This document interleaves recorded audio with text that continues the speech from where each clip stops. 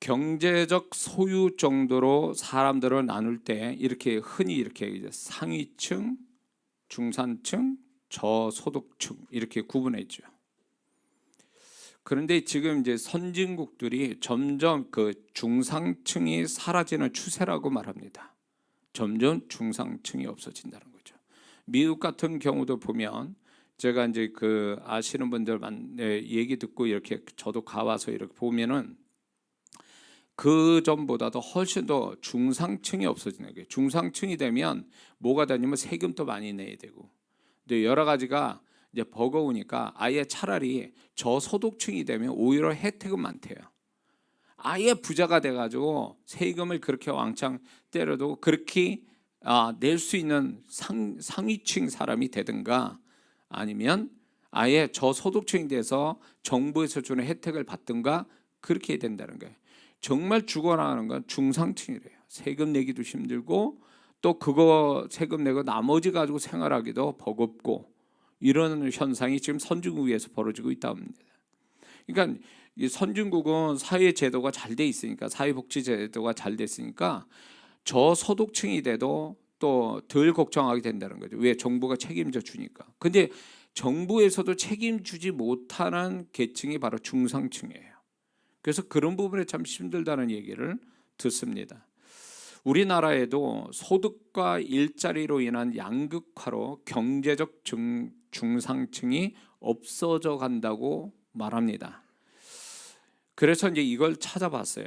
그랬더니 지금으로부터 30년 전 1991년 2년 그때에 1인당 국민 총소득이 8,200불이라고 그래요. 그때에 우리나라 중상층이 경제적 활동하는 사람들 중에 중상층이 75%나 된다고 통계가 나왔다고 그래요.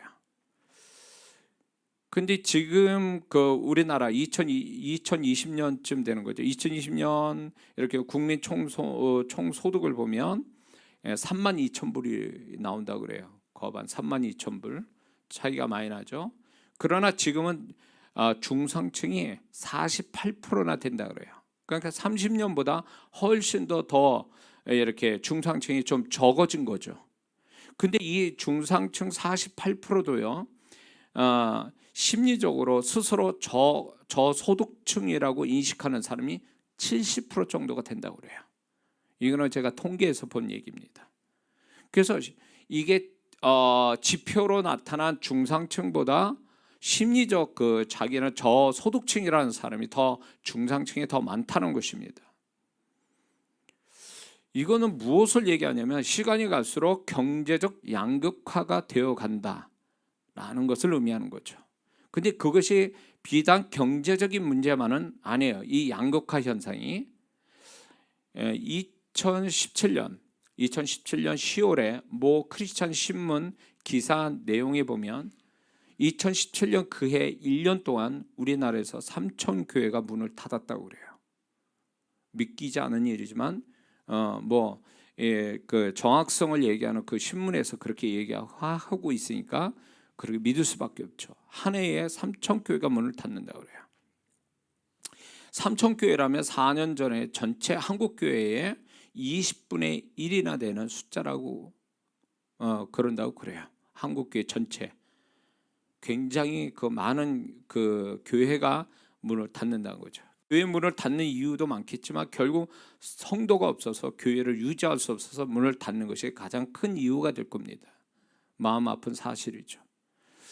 그런가 하면 한쪽에서는 몰려오는 성도분들을 어떻게 할 수 없어서 교회를 더 크게 건축하고, 또 그것도 모자라서 이제 더 수용을 못하니까 가까운 지역에다 지교회들을 많이 세우는, 한쪽은 문을 닫고 있는데 한쪽에는 지금 지교회를 세워야 될 만큼의 교회 양극화 현상, 이거는 교회의 양극화 현상이죠.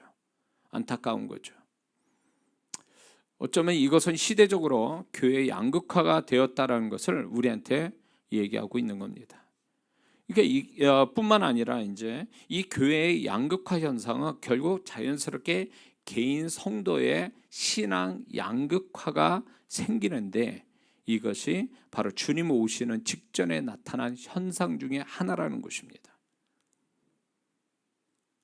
우리가 지금 살고 있는 세대는 점점 모든 게 양극단으로 가고 있는 거예요. 잘 되든가 못 되든가.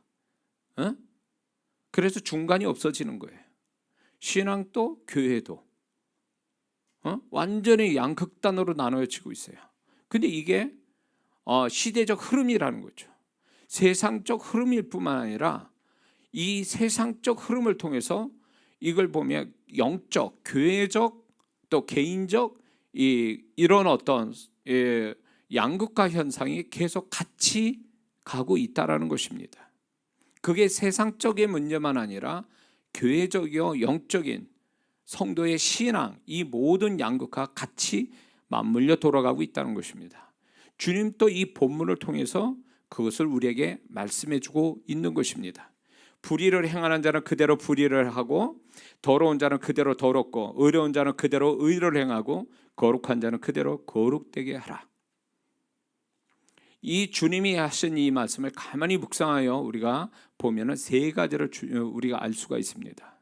첫 번째는 이 말씀의 주님 말씀에서 첫 번째로 주님은 두 종류의 대조적인 성도, 양극단적인 성도의 모습이 구원 안에 더 가까이 하자면 교회 안에 존재하고 있음을 말씀해 주고 있는 것입니다.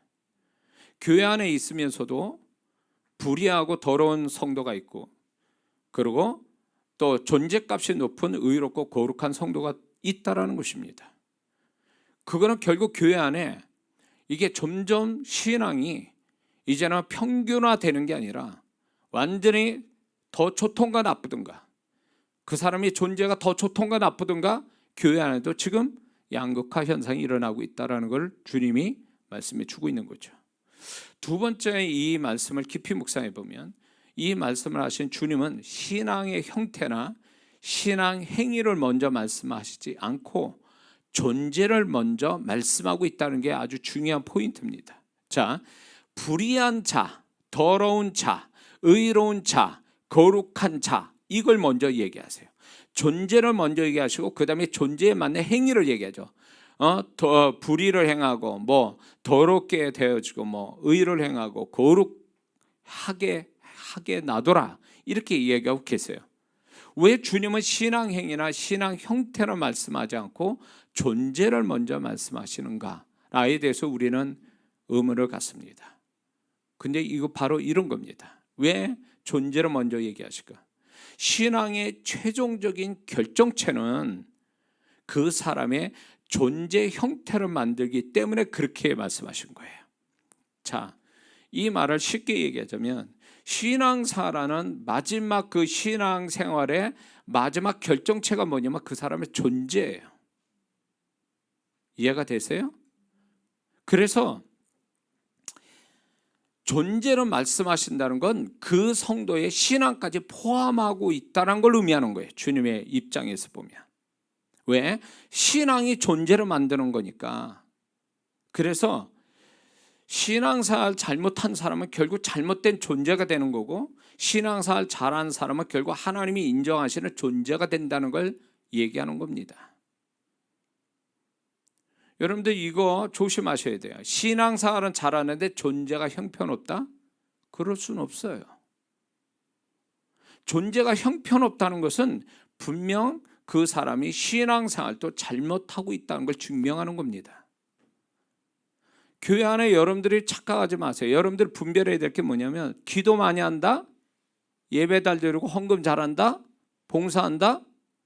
그거는 우리가 하나님 앞에 신앙생활로 존재가 되어지면 자동적으로 나오는 거예요. 불의한 자가 불의를 행하듯이, 의로운 자가 의를 행하듯이 결과가 나오는 거예요.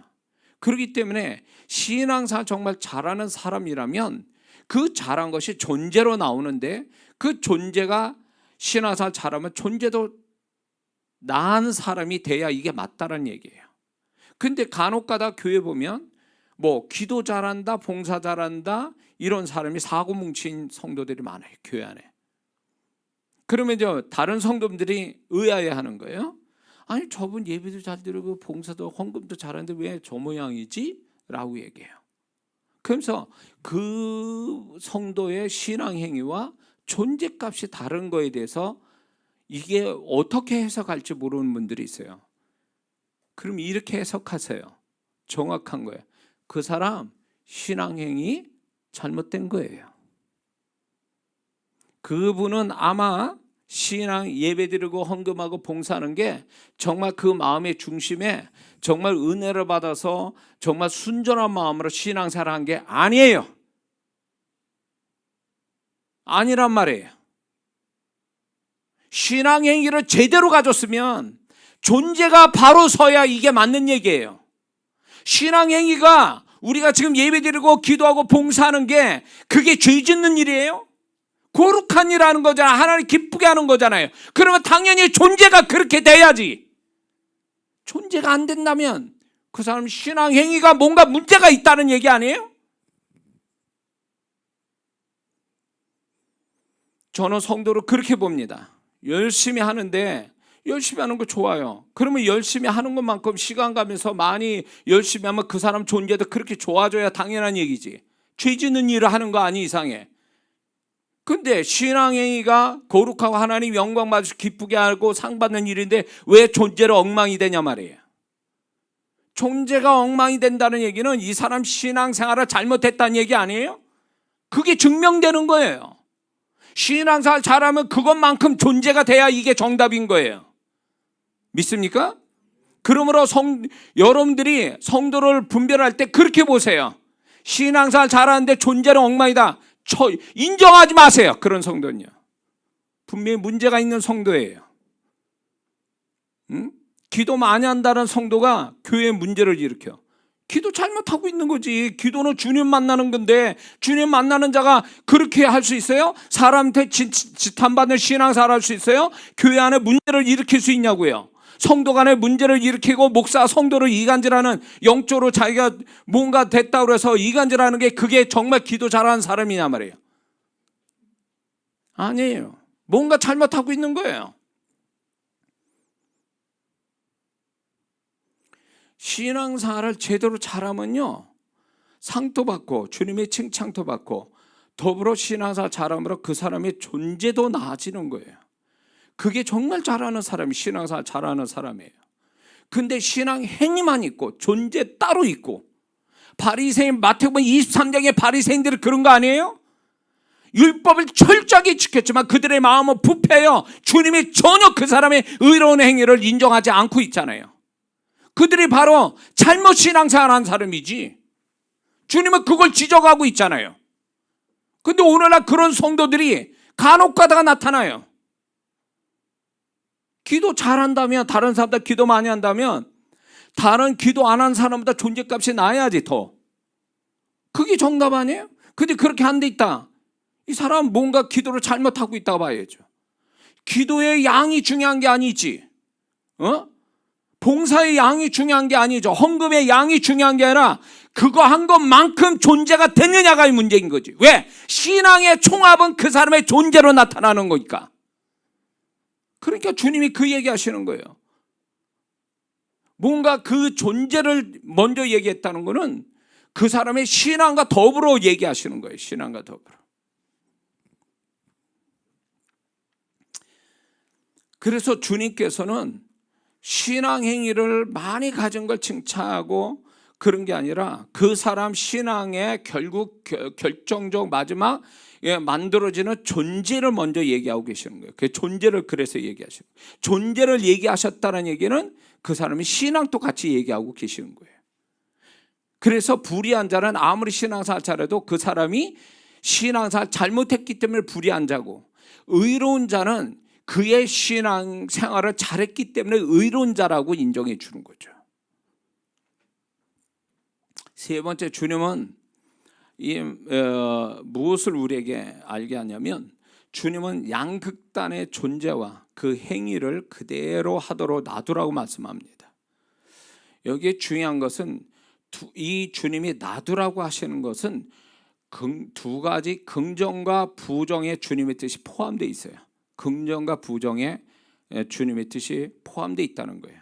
자, 그렇다면 먼저 주님이 존재값이 떨어지는 불의한 자, 더러운 자를 그대로 행하라고 말씀하신 것은 더 이상 고칠 수 없다, 더 이상 바뀔 수 있는 기회가 없다, 더 나아질 수 없다라는 절망적 의미에서 말씀한 거예요. 그대로 놔두라는 얘기는요. 응? 자, 우리는 이렇게 생각해요. 주님이니까 모든 거 다 사람을 다 바꿀 수도 있는 거 아니냐? 아니요. 그렇지 않아요. 주님이 우리에게 역사할 때 제한적으로 역사하신다고 아세요? 베드로가 고집해서 주님 그렇게 3번 부인하는 그 현장에 그렇게 네가 부인할 거야. 그 얘기 뭐야? 거기 가서는 또 안 된다는 얘기잖아요. 그러나 베드로는 거기를 갔단 말이에요. 그래서 그가 당할 일을 당하고 그가 주님 앞에 그렇게 정말 그런 모습들을 보이죠. 근데 주님이 뭐라 그랬어요? 너의 믿음을 떨어지지 않기를 위해서 기도했다 그랬어요. 네가 범죄 그런 모습 보이지 않게 해서 기도하셨다는 얘기 안 하셨어요. 그렇죠? 네가 네 믿음 떨어지지 않기를 기도했다는 얘기는 뭐냐면 그 앞서 베드로가 의지를 가지고 그렇게 3번 부인하려고 작정하고 그런 현장에 간다는 건 주님도 막을 수 없다 그 얘기예요. 그러니까 주님이 우리를 중보할 때 제한적일 수밖에 없는 거예요. 제가 이렇게 주님의 음성 듣고 주님께 이렇게 묻고 순종하는 데 있어서 제가 고집 피면요 주님 더 이상 얘기 안 하세요. 그럼 네 마음대로 해. 그러면 난 그 다음 너 책임 안 져. 이거예요. 근데 우리는 뭐 주님이니까 나를 마음껏 뒤집어 가지고 뭐 어떻게 이랬어도 주님이 날 뭘 하게 하시는 거 아닙니까? 라는 생각은 본인 생각이고 주님은 그렇게 생각 안 하신다니까요. 그러니까 주님을 모르는 사람이 그런 소리 하는 거예요. 우리에게 자유의지라는 게 있잖아요. 자유의지. 주님은 그거 존중하세요. 인격적인 분이니까. 그러니까 내가 자유의지를 가지고 고집하면요 주님 또 방법이 없다는 거예요. 그래 너 그러면 네 마음대로 해. 네 마음대로 해라. 나는 이제 손 들었다 이거예요. 불의한 자, 더러운 자는 원어상으로 보면요 현재 계속의 의미를 갖고 있어요. 그러니까 이들은 계속 불의하고 계속 더러운 짓을 했다는 얘기죠. 그러니까 더 이상 시간도 없고 고칠 방법도 없고 바뀔 수도 없고 그리고 더 나아질 수 없으니까 그대로 놔둬라 이렇게 얘기하시는 거예요. 어떻게 보면 주님이 무책임한 것 같지만 무책임한 게 아니에요. 어쩌면 이 성도는 계속 주님이 브레이크로 걸었는지도 모르는 거예요. 근데 브레이크로 걸었음에도 불구하고 고집피고 자기 고집과 자기의 그 강팍한 심령을 가지고 계속 밀어붙이니까 인격을 가지신 주님께서 그러면 네가 그렇게 한다면 나도 어쩔 수 없어. 손 띈다 이런 얘기예요. 그래서 그대로 둬라 이 얘기예요. 근데 여기에 무슨 말씀이 있어요? 그대로 두라고 이렇게 불의와 더러운 자의 이런 모습을 가지는 성도를 그대로 두라는 얘기는요 방치해 두신다는 의미보다 더 심각한 의미가 있는데 그게 뭐냐면 그대로 두라는 건 사단에게 넘긴다는 뜻이에요. 이게 무서운 거예요. 하나님은 언제까지나 사랑의 하나님이 아니에요. 사랑과 공의는 동전의 양면과 같아요. 그래서 우리는 자칫 잘못하면 어린 신앙에서 하나님의 사랑만 생각해요. 그래서 하나님 나를 용서하시고 참아주시고 축복하시고 이런 하나님만 생각해요. 그러나 공의 하나님을 모르고 있어요. 심판하고 징계하시고 이런 하나님을 모르기 때문에 그걸 생각 안 하는 거예요.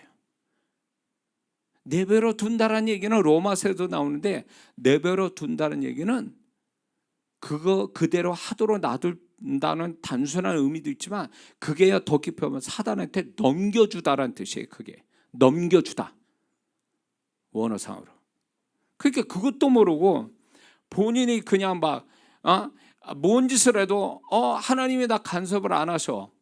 뭔 짓을 해도 하나님이 나한테 책망을 안 하셔. 뭔 짓을 해도 하나님이 나를 징계 안 하셔. 그게 그런 게 아니라니까요. 폭풍전야라는 걸 아셔야 돼요.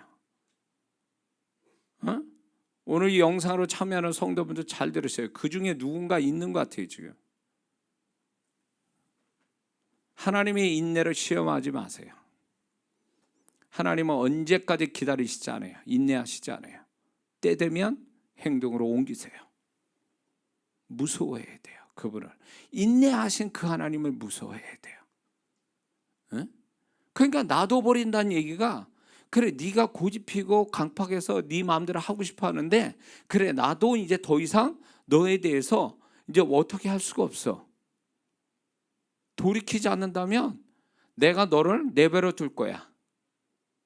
결국 사단에게 나는 너를 넘겨줄 거야. 공의의 하나님으로 욥과 같이 제한적으로 사단에게 넘겨줄 거야. 그러면 하나님 소위 말하면 손 털고 일어나시는 거예요. 그러면 사단이 자기 멋대로 제한적으로 그 영혼을 가지고 어떻게 하겠죠. 욥과 같이. 이게 무서운 거예요. 그런가 하면 또 반대로 존재값이 높은 자, 의로운 자, 거룩한 자도 그대로 행하라고 그렇게 말씀해요. 이거는 또 다른 문제예요. 이거는 반대적인데 주님으로부터 합격점의 신앙과 존재로서 인정하신다는 의미에서 말씀하신 거예요. 아 그래 너 지금 잘하고 있어. 그대로만 해도 돼. 이런 얘기예요. 이 얘기가. 이게 얼마나 큰 축복인 줄 아세요? 그거는 주님이 그 존재값이 높은 자를 인정하시고 믿어주시고 칭찬한다는 의미예요. 그래 너 지금 잘하고 있어. 그래 더 이상 잘하려고 하지 뭐 요 정도만 해도 돼. 이런 뜻이에요 지금 이게.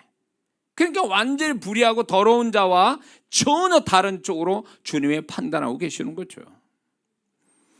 그렇다면 존재값이 떨어지는 불의하고 더러운 성도를 절망적인 의미에서 그대로 놔둘 수밖에 없다라고 주님이 이렇게 말씀하시는 이유가 있습니다. 그것은 단지 그들이 불의한 자로 불의를 행하고 더러운 자로 더러운 일을 하기 때문만은 아니에요. 그들을 놔둘 수밖에 없는 이유가 있는데 아까 얘기한 것처럼 끝없이 자기 고집과 강팍한 마음으로 계속 한 방향으로 가려고 할 때 주님도 인격적인 주님께서 손 털고 일어나는 거예요. 그래서 신앙에 뭐 여러 가지 문제가 있어서 정말 주님이 자꾸 그 영혼에 대해서 브레이크를 걸고 회개할 기회를 주시고 깨닫는 마음 주시고 자꾸 이 방법 저 방법 막 쓰세요. 근데도 못 알아채잖아요. 그럼 손 털고 일어나시는 거예요. 내버려 두시는 거예요. 그러면 어떻게 되는 줄 아세요? 고요함이 있어요. 그 영혼에 대해서.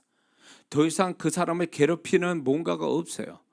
뭔가 예배나 기도나 사람들이 상황적으로 그 사람을 깨닫게 해서 그 길로 돌아와야 된다. 너 그 길 가면 안 된다라고 해서 주님이 계속 얘기하고 여러 방면으로 여러 채널로 얘기하시는데도 그가 못 알아채면 그 다음에 어떻게 되는지 해서 고요함이 와요. 아무도 그를 손 안 대요. 그건 이제 하나님의 행동으로 들어가기 직전의 현상이에요. 이거는 저도 그렇게 경험했고 과거에 수많은 성도들을 통해서 제가 나한테 동일하게 하신 주님이 또 그렇게 하시는 거구나 하나의 법칙과 같은 걸 발견한 거예요. 그래서 여기에 영상으로 들어온 성도분들 잘 들으세요. 뭐 여기 저 정도 저를 정말 은혜 받으려고 들어오신 분, 이 예배에 들어오신 분들은 거의 그런 분은 없다고 봐요. 근데 어쩌다가 막 이렇게 들어온 사람이 있죠. 만약에 그 사람이 대상자라면 잘 들으셔야 돼요.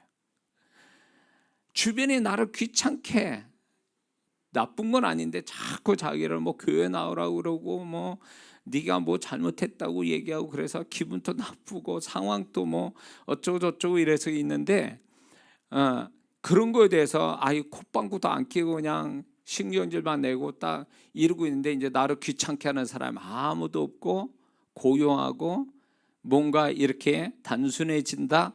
조심하세요. 곧 시작할 거예요. 하나님이 행동으로 옮기시면 막을 자 없어요. 누구도.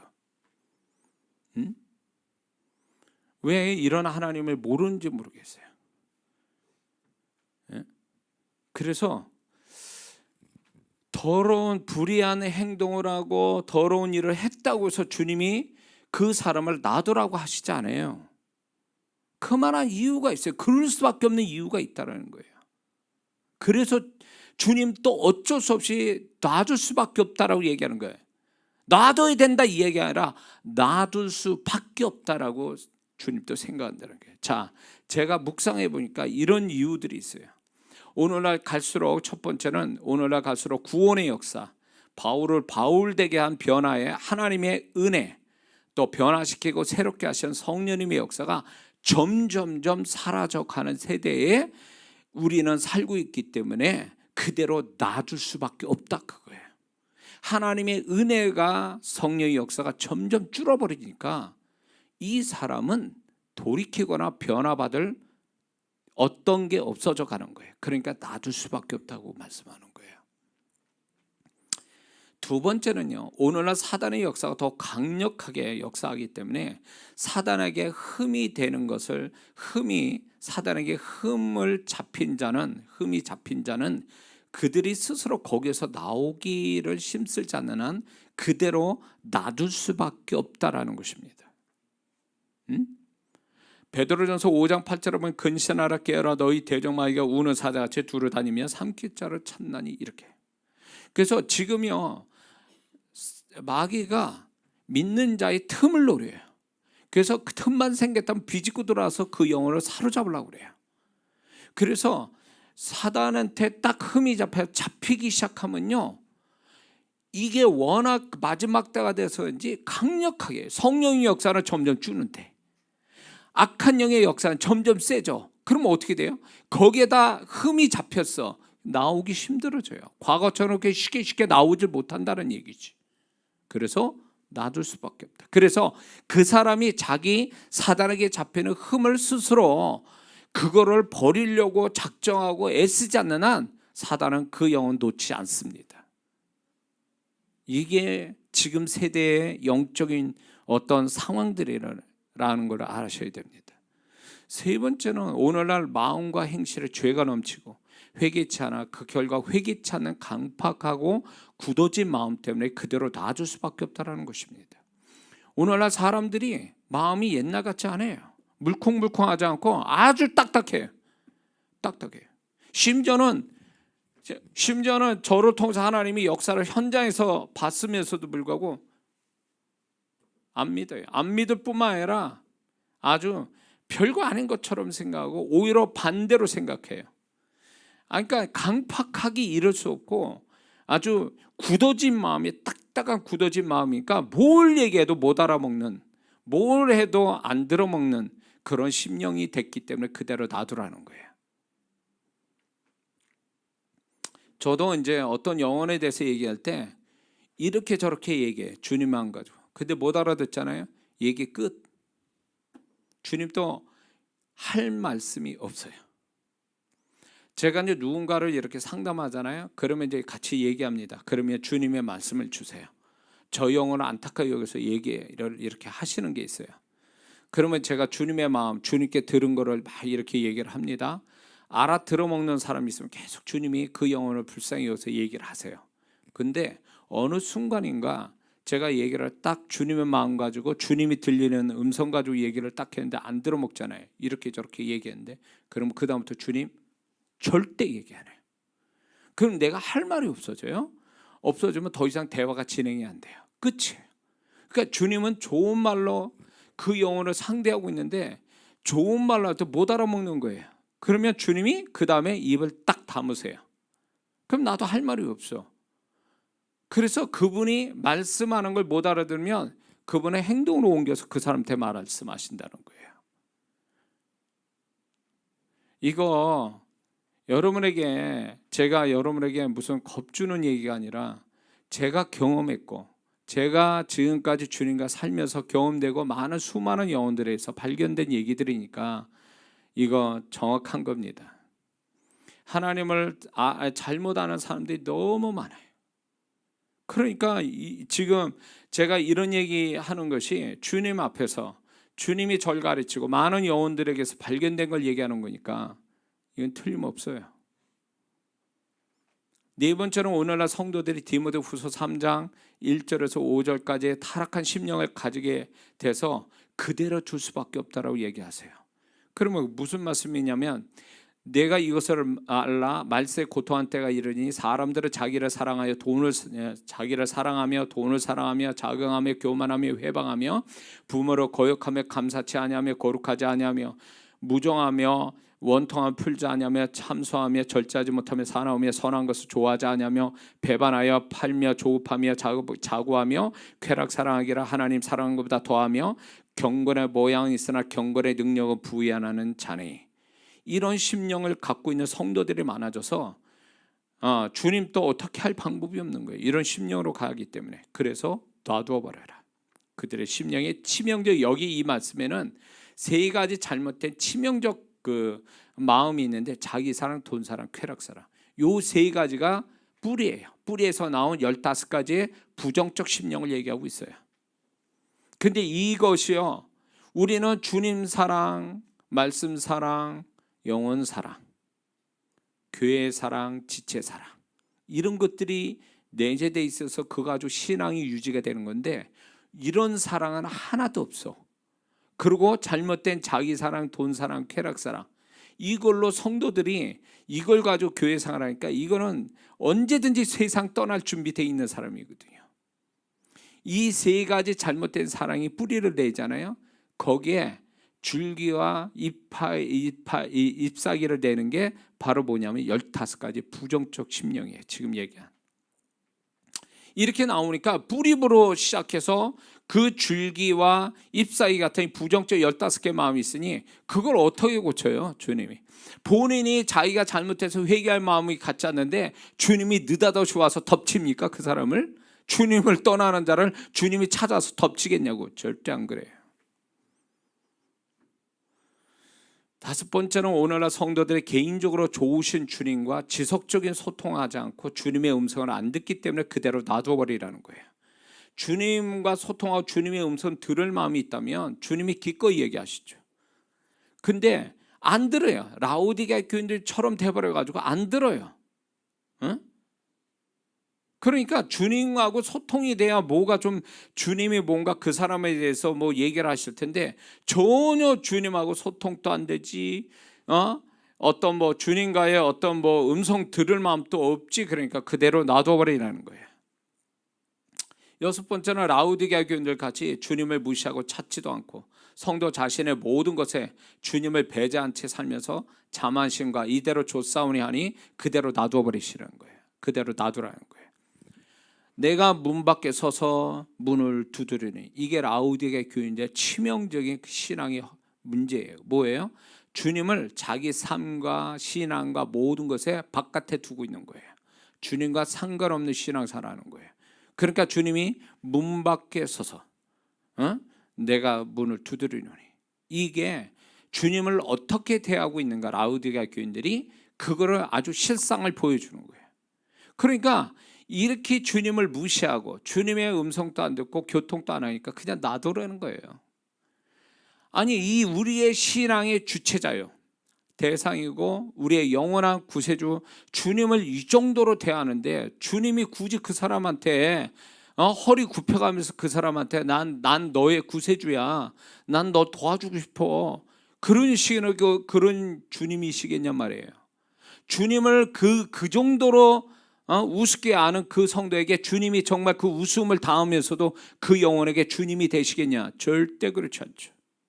주님을 높여야 그 주님 또 그 영혼을 높여주시는 건데, 주님을 그렇게 무시하고 깔아뭉개고 그 주님을 그렇게 우습게 여기는 사람한테 주님이 어떻게 주님 되시냐 말이에요. 그러니까 그냥 놔두라는 거예요, 주님께서는. 일곱 번째는요, 10절을 보면 또 내가 말하되 이 책의 예언의 말씀을 임봉하지 말라. 때가 가까우니라. 때가 가깝다라는 말씀은요, 이게 뭐냐면 더 이상 변화되기에 시간이 없다, 기회가 없다라는 뜻이에요. 시간도 없고 기회도 없다, 그런 거예요. 그래서 그들이 지금까지 계속 불의를 행하고 지금까지 계속 더럽게 했기 때문에 이들은 지금 이제 시간이 촉박해가지고 변화되고 고칠 기회조차 없어진다.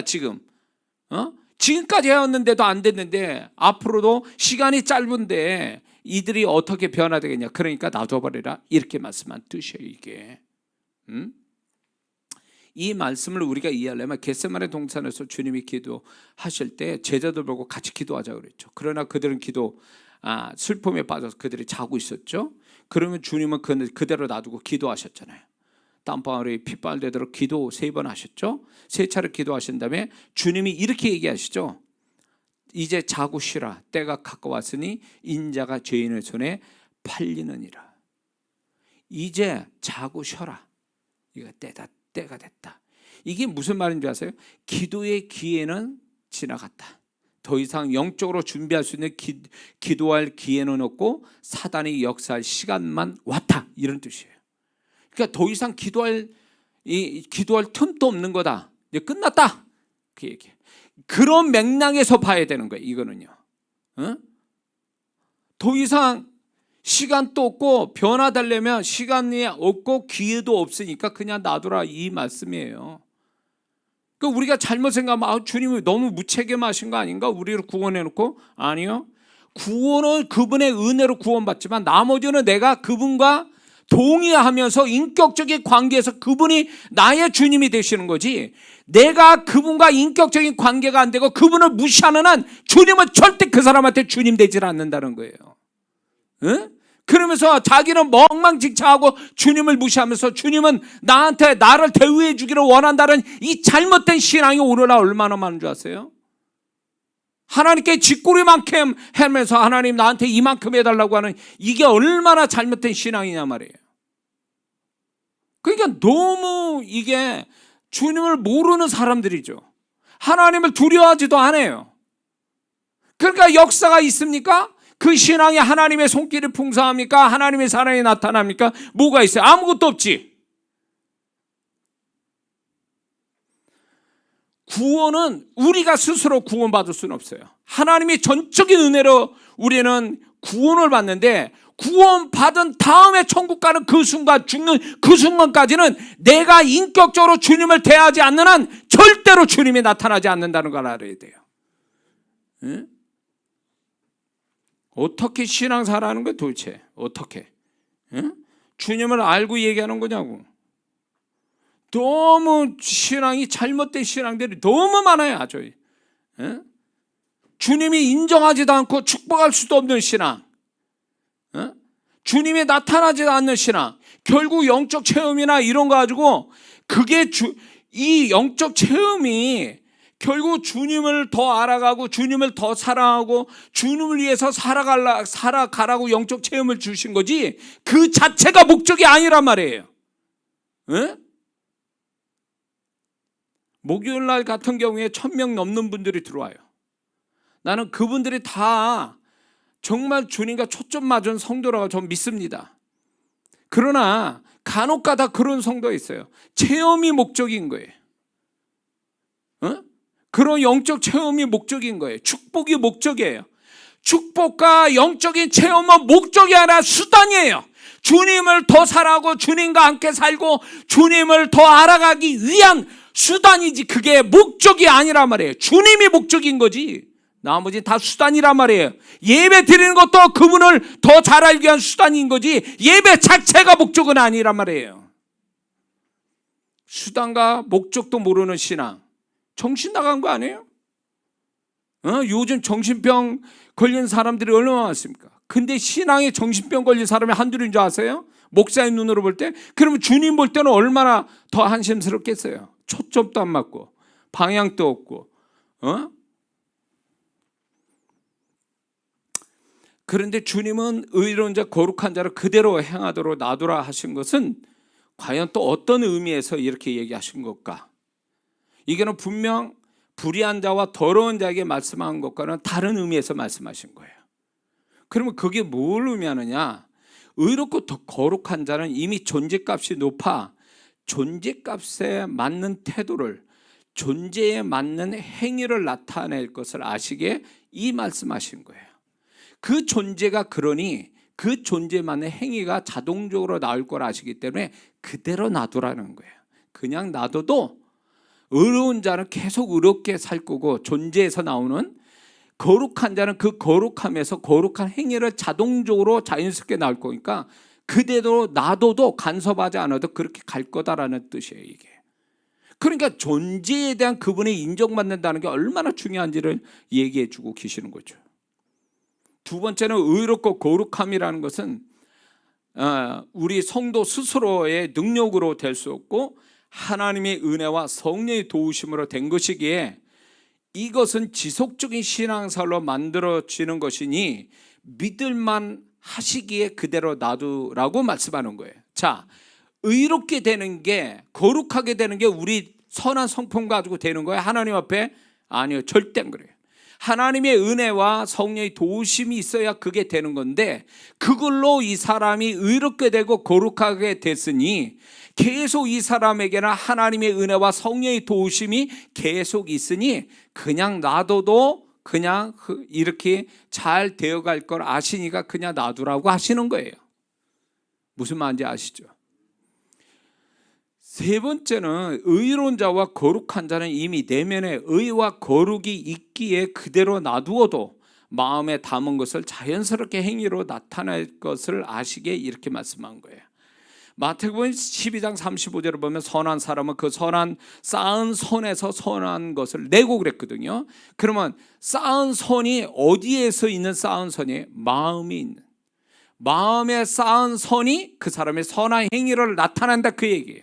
그러니 선한 사람의 존재의 그 정의는 뭐냐면 마음에 선을 쌓고 있는 자가 선한 사람이라고 주님이 정의를 내리셨다면, 지금 주님이 의롭다 거룩하다라고 얘기하신 얘기는 그 사람 마음 안에는 의로운 자는 의가 그 속에 있고 거룩한 자는 그 안에 거룩함이 있어서 그것이 자동적으로 행위로 드러날 것을 아시기 때문에 그냥 놔두라, 그렇게 말씀하신 거예요. 속일 수가 없어요. 주님 앞에 세상 사람은 악하면서도 선한 일 할 수 있어요. 악하면서도. 그러나 하나님 앞에, 다 아시는 하나님 앞에 그럴 수 없어요. 하나님이 이 정도로 의롭고 거룩한 자라고 인정하신다면 그 사람 내면의 의와 거룩함이 충만하기 때문에 그 얘기를 하시는 거예요. 속일 수 없거든요.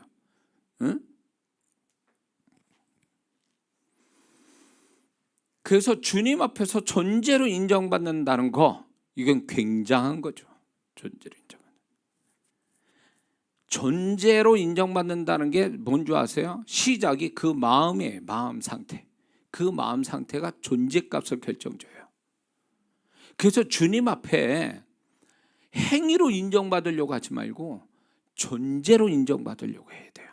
그러면 그 존재는 어디서 출발하냐? 그 사람의 마음의 상태에서 출발이 되는 거예요. 그래서 하나님은 마음의 중심을 보신다는 얘기가 뭐예요? 그 마음의 중심이 곧 그 사람의 존재값이기 때문에 그런 거예요. 자, 네 번째는 주님이 이렇게 말씀한 건 의롭고 거룩한 자의 존재값에서 나오는 행위를 갖도록 성령께서 역사하시니 그대로 놔두라는 거예요. 성령님이 그렇게 역사하고 계시니 그냥 놔두라. 성령님이 알아서 하실 거니까. 그런 의미죠. 다섯 번째는 12절에 보라, 내가 속히 우리는 내가 줄 쌍이 내게 있어 각 사람에게 그의 일한 대로 갚아 주리라, 이렇게 말씀해요.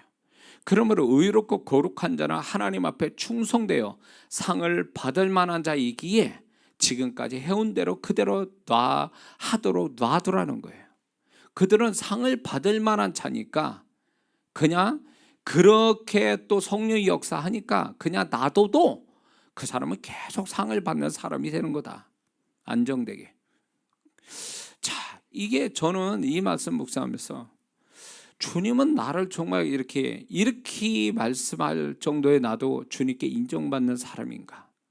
불안해하는 게 아니라 배신, 주님에게 베드로나 가룟유다처럼 배신 때리는 제자가 아니라, 그래 너는 널 믿을 만해. 너는 끝까지 네가 그런 모습으로 간다면 나는 너를 인정해. 나는 그럴 거라 믿어. 라고 할 정도의 주님이 나를 그렇게 판단한다면 인생 성공한 거예요. 존재로 성공한 거라고. 응? 근데 제자조차도 3년만 동안 주님을 함께 했던 제자조차도 내 이 중에 하나가 날 팔 거다. 그리고 나를 배신할 거다. 그리고 다 도망갈 거다. 이 기가 막힌 일 아니에요? 주님과 3년만을 살았는데 제자들을 이렇게 주님이 평가했다는 것은 그들을 무시해서가 아니라 그들이 주님이 믿을 만한 사람이 못 됐다는 걸 얘기하는 거예요. 그들의 존재가 주님이 믿을 만한 존재가 되지 못했다는 얘기가 근거가 뭔지 아세요? 제자가 이렇게 얘기합니다. 우리가 다 버리고 주를 쫓아서니 우리가 무엇을 얻으리까? 본전 생각나기 시작한 거예요. 처음에 다 버리고 주님 쫓았다가 어느 세월이 가니까 주님이 별로 신비롭지도 않고 그렇게 뭐 구세주 같지도 않고 같이 있다 보니까 친밀해 가지고 거기에다가 뭐 죽는다고 그렇게 말씀하시니 도대체 이게 그러면 자기들은 뭔가라고 생각을 했겠죠. 그런 가운데 자, 주를 위해서 다 버렸으니 주님 우리는 뭘 보상을 받겠습니까? 라는 얘기예요. 이 자세가 이미 주님이 그들을 믿지 못하게 만들어 놓은 거죠. 주님을 못 믿게 했잖아요. 마음의 중심에 벌써 그들은 보상받을 생각이 있었잖아요. 벌써 주님과의 거래, 어떤 일정한 거래처럼 주님을 생각하고 있었잖아요.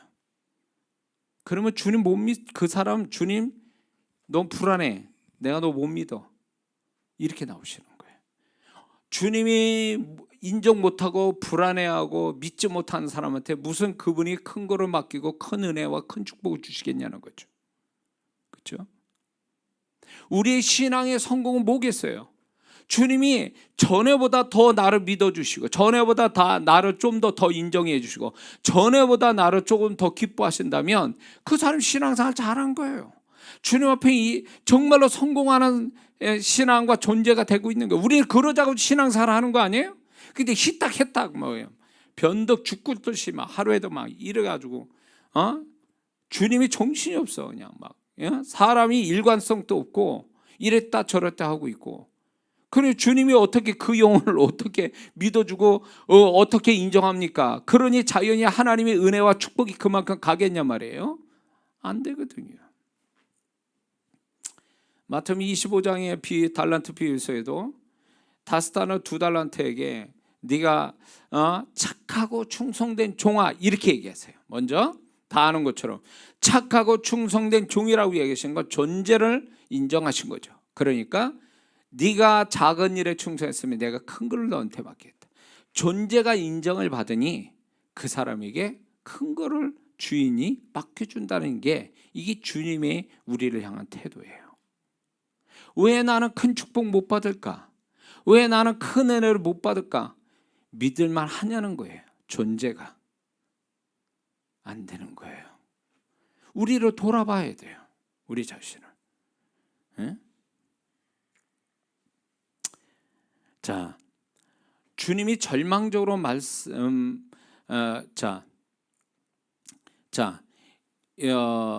우리는 여기서 우리가 한번 생각해 봐야 되는데 이 시점에서 과연 이 대조적인 존재값을 가진 두 종류 성도 중에 나는 어느 쪽이냐는 거예요.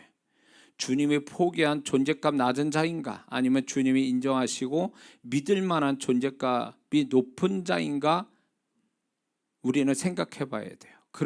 만약 이쪽 저쪽도 아니면 여기에서 주님이 말씀하지 않는 부류가 또 있어요. 그게 뭔지 아세요? 중간값, 중간에 서 있는 성도. 이거는 얘기 안 하고 계시죠. 그러나 분명히 중간에 서 있는 성도도 있을 거예요. 절망적으로 놔두는 성도가 있는가 하면 또 너무 잘해서 그대로 놔둬도 믿을 만한 성도가 있는가 하면 중간에 그런 사람이 있을 거 아니에요.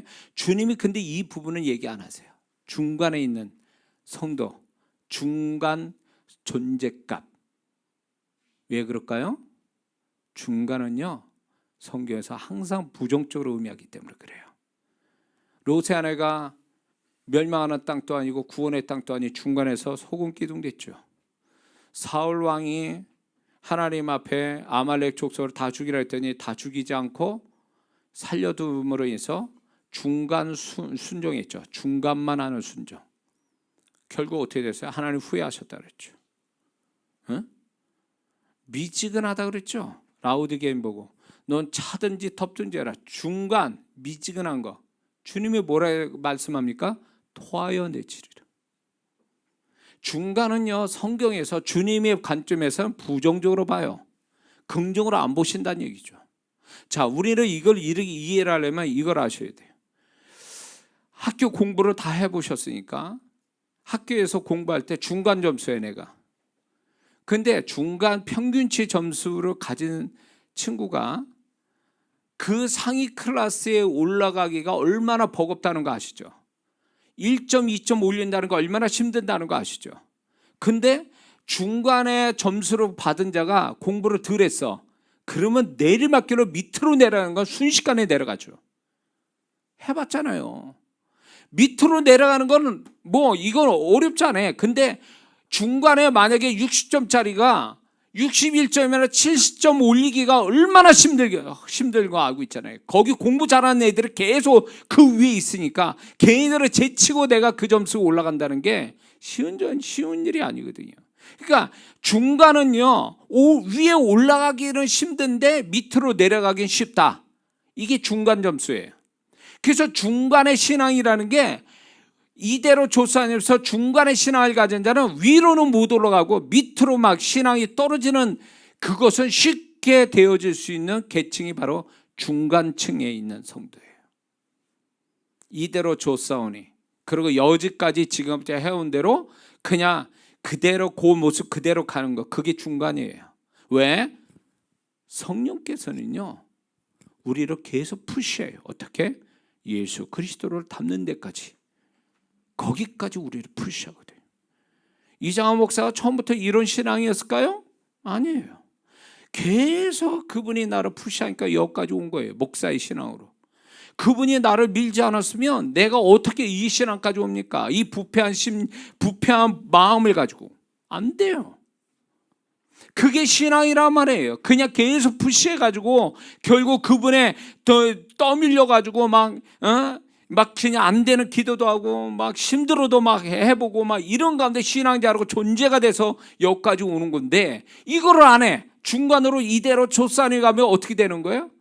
그 사람 성장한 게 아니라 퇴보돼서 바닥으로 다 가는 거예요. 그거를 어떻게 하냐? 중간에 있는 성도가 신앙이 뚝 떨어지면 어떻게 되냐? 그 다음부터 성령의 역사가 줄어요. 그 사람 은혜와 축복의 수준이 떨어집니다.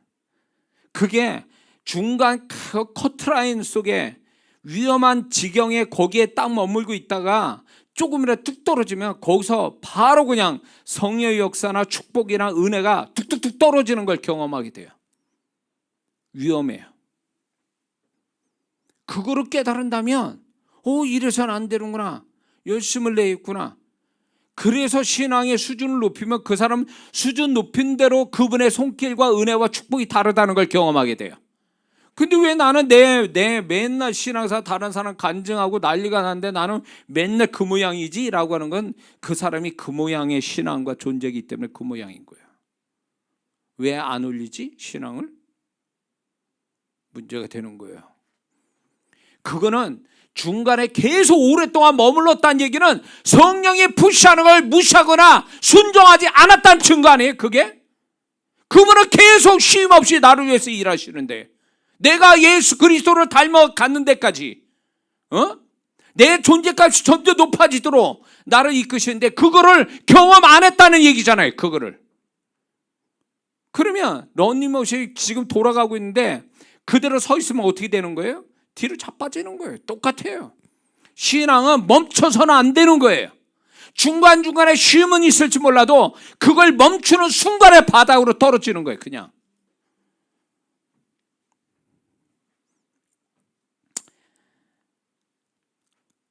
자, 그러므로 제가 이 말씀으로 마지막으로 이제 정리를 하겠습니다.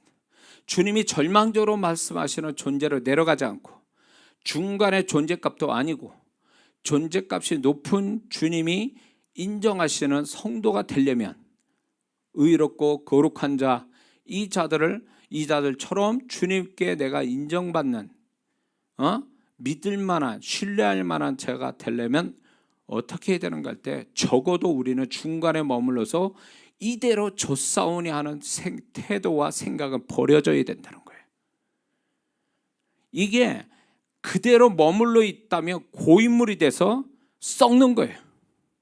이 사람은 언제든지 내려갈 준비가 돼 있는 사람이에요. 위험해요. 조금씩이라도 계속 뭔가 몸부림쳐야 돼.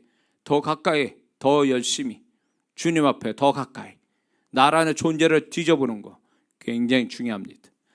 두 번째는 자신의 마음과 행실과 신앙을 돌아봐야 돼. 객관적으로 자기를 봐야 돼. 엄격하게 자기를 봐야 돼요. 그래서 어느 부분에 하나님 앞에 꺼리낌이 있는지 없는지 있다면 빨리 고치는 태도가 굉장히 중요하다는 거, 이걸 아셔야 됩니다. 세 번째는 자신에게 역사하시는 성령의 역사의 강도를 체크해 봐야 돼요.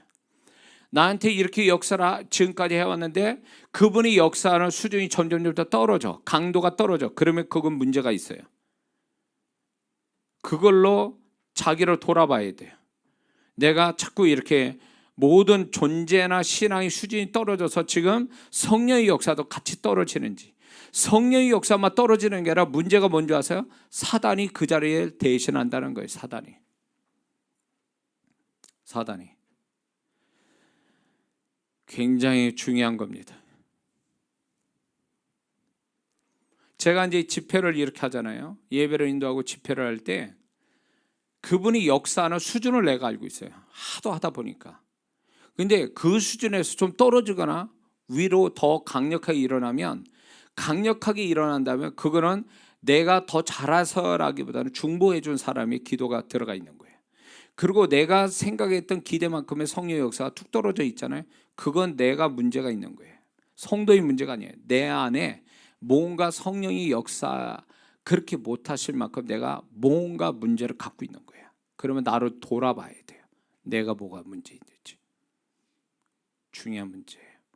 환경 탓하지 말고 사람 탓하지 말고 왜 지금까지 잘해오다가 왜 갑자기 뭔가 상황이 서서히 뭔가 바닥을 치는 것 같이 내려가는 것 같고 기분 안 좋게 되어가는 것을 그런 외부적인 환경으로 보지 말고 내가 하나님 앞에 존재값이 떨어져서 중간값의 존재가 돼서 혹시 이렇게 되는 거 아닌가, 중간도 안 돼서 자꾸 바닥으로 치는 게 아닌가를 생각해 봐야 된다는 거죠. 또 우리가 주님 앞에 인정받는 성도가 되려면 주님의 판단을 늘 기도와 말씀, 설교에서 또 마음에서 삶에서 주님의 판단을 늘 받는 데 열심을 내야 돼요. 주님이 나를 판단하세요. 그때마다 나를 판단하세요. 그러면 그 주님의 판단을 읽을 줄 알아야 돼요. 그거를 알아챌 줄 아는 성도가 돼야 돼요. 그래야 내가 주님이 나를 이렇게 생각하는구나. 그래서 빨리 고치고 주님이 또 칭찬하시는 걸로 나를 판단하고 있다면 그것만 또 열심히 또 하면 되는 거고, 주님의 판단이 있다는 걸 잊지 말아야 됩니다. 뿐만 존재와 신앙, 삶의 빈틈을 없애야 됩니다. 틈이 많을수록 수준 낮은 존재와 신앙을 가질 확률이 높습니다. 여섯 번째는 목사와 성도의 간섭을 받아야 됩니다. 이게 안전해요. 요즘 성도분들이 이렇게 간섭받는 걸 싫어해요. 주목받는 거 싫어해요. 그래가지고 숨어서 신앙생활하기 원해요. 그게 내가 볼 땐 정상이 아닌 거예요. 왜 그런 줄 아세요? 교회가 왜 있어요? 서로 문제를 들춰내고, 심지어는 야고보서의 말씀 보면 죄를 서로 자백하라고 그랬어요. 그래서 서로의 죄를 용서해주고 그거를 같이 아파하면서 기도해주고 정결해지도록 도와주고. 그래서 신약에는요, 바울 서신의 서신서를 보면 50회 정도가 서로라는 단어를 써요. 교회는 이 서로라는 단어가 중요한 거예요. 서로라는 단어. 혼자가 아니에요. 홀로가 아니에요. 서로라는 단어로 서로가 함께함으로 인해서 신앙과 존재를 높이는 거, 이게 교회의 목적이라는 걸 잊지 말아야 됩니다. 응? 보세요. 목자가 양을 이렇게 지켜주는데, 알다시피 양이 털이 많으면요, 이 양이 한번 쓰러지면 일어나지를 못해요. 자기 털 때문에. 그러다 죽어요. 위에 가스가 차서. 그래서 목자가 돌아다니는 거예요. 양이 혹시 쓰러질까 봐. 그리고 양들이 진드기 이런 데 저기 할까 봐 보고 약을 또 이렇게 발라주고, 이런 게 목자의 역할이에요. 그래서 목자와 양은 이게 그냥 방목해놓고 그냥 알아서 니도 커 이런 게 아니에요. 목자는 끊임없이 양을 돌보는 게 목자고, 그리고 서로가 서로를 이렇게, 양들도요 서로가 서로를 돕는다는 거 아세요? 이게 교회의 모습이라고요. 성도는 이게 교회 와서 잘난 척하고 위선과 가식과 잘난 척하는 데가 교회가 아니에요. 세상은 그렇게 할 수 있어요. 그러나 교회는 다 까발리고 얘기하는 데란 말이에요. 다 자기의 약점을 얘기하고 이걸 위해서 기도해 주세요. 내가 이렇게 부족한 사람입니다. 날 도와주세요. 이렇게 자기를 드러내놓고 거기서 성도들의 기도와 사랑과 관심을 통해서 치유받고 그걸로 해서 온전해지고 또 자기도 누군가를 위해서 섬기고 이런 게 교회 생활이지. 그런 교회 생활이 아니고 예배하면 떨렁뜨리고 왔다 갔다 하는 게 무슨 교회 생활이냐고. 그게 저는 우리 교회는 앞으로 계속 그렇게 할 거예요. 그래서 이거에 부담스러운 성도는 교회 정말 그런 성도는 우리 교회 참 교회 생활하기 어려울 거예요. 그분들은 막 부담스러워. 자기를 다 들춰야 되니까. 아니 누가 뭐 조사를 합니까? 뭐 어디 경찰서에 나와서 조사하는 것도 아니고 그런 의미는 아니에요. 그러나 분명히 교회라는 개념이 이 와서 정말 하나님이 인도하시면 우리 교회다라고 하면 정말 마음을 열고 같이 교제하면서 서로 자신의 어떤 약점도 얘기하고 우리 교회 성도들이 신앙생활 정말 짧은 시간에 신앙생활 잘하는 성도의 특징이 뭔지 아세요? 주님 찾겠어요. 여러분도 다 아실 거예요. 저 참여한 우리 성도분들은요. 본인의 약점을 얘기하잖아요. 부끄러운 것도 얘기하잖아요. 울면서 얘기도 하잖아요. 근데 그러면 다른 성도들이 다 그 성도를 무시하고 비난하고 그렇습니까? 아니잖아요. 다 마음 아파하고 위에서 기도해주고 그러니까 서로가 잘 되는 거잖아요. 그렇게 하다 보니까 그게 정말 교회가 할 일인 거지. 교회에서 치장하고 잘난 척하고 선한 척하고 그렇게 해서 교회 생활하는 게 그게 무슨 교회 생활이냐고. 그게 목사님 나도 얘기하잖아요. 내가 얼마나 부족하고 내가 얼마나 실수하고 얼마나 문제 있는 사람인지를 우리 주님 찾겠어 저도 얘기하잖아요. 그렇지만 여러분들이 저에 대해서 그렇게 저를 그런 식으로 봅니까? 아니잖아요. 저를 안타까워 여기고 기도해 주시잖아요. 그렇게 해서 우리가 다 연약하고 부족하고 이런 모습 속에서 우리가 서로 기도해주고 치유해주고 관심 가져주고 격려해주고 이렇게 해서 교회에서 신앙이 자라고 존재가 자라고 그러는 거지. 이렇게 없다면 교회 생활을 뭘 하냐고. 종교 행사 치르러 오는 거냐고. 교회가 그건 아니잖아요.